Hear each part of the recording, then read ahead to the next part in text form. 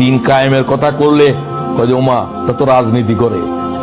তোমার জন্য আমার কোনো আলোচনাই নাই, তুমি বুঝো নাই, তোমার জন্মও তুমি বুঝো নাই, তোমার আল্লাহ বানাইছে রাজনীতি করার জন্য। ইন্নী জাইলুন ফিল আরদে, খেলাফত ইটসেলফ এ পলিটিক্যাল ওয়ার্ড।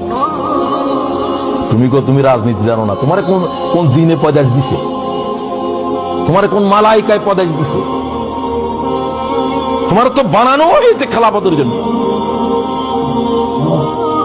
কথা কি বুঝো?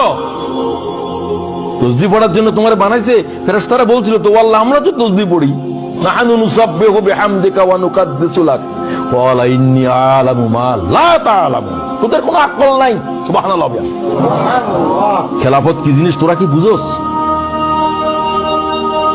তোদের কাজ হলো তসবিহ তাহলিল, এগুলোর ভিতরে থাক।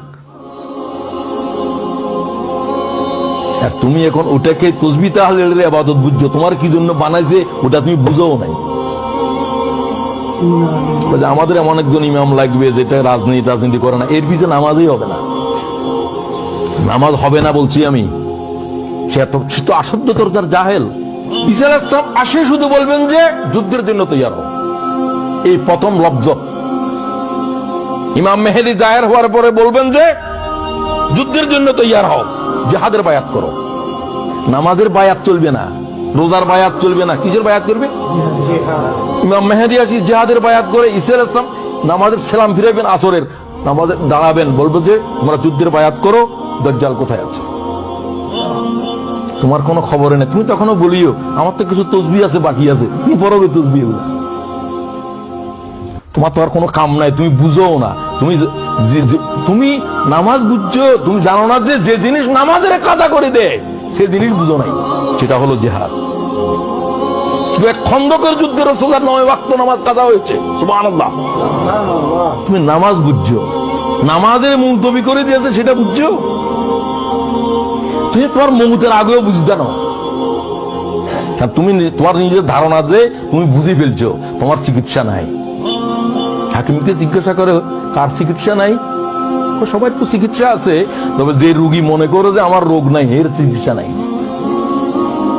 কথা বুঝোনি কি হবে? যে বলে আমি বুঝে ফেলছি তোর চিকিৎসা নাই, তুই এই অজ্ঞতা নিয়ে কবরে যাবি।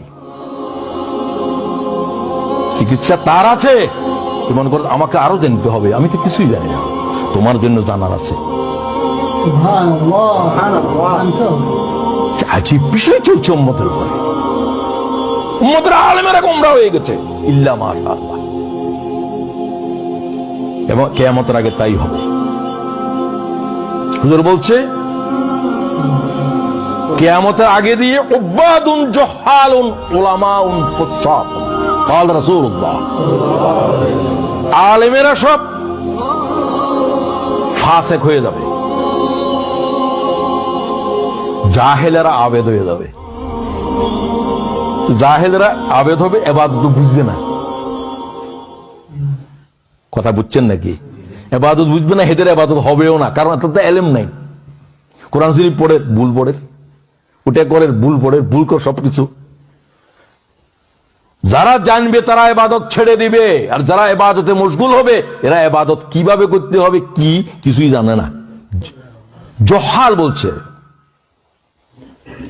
আলেমেরা ফাসিক আর জাহেলেরা আবেদ, কিয়ামতের আলামত।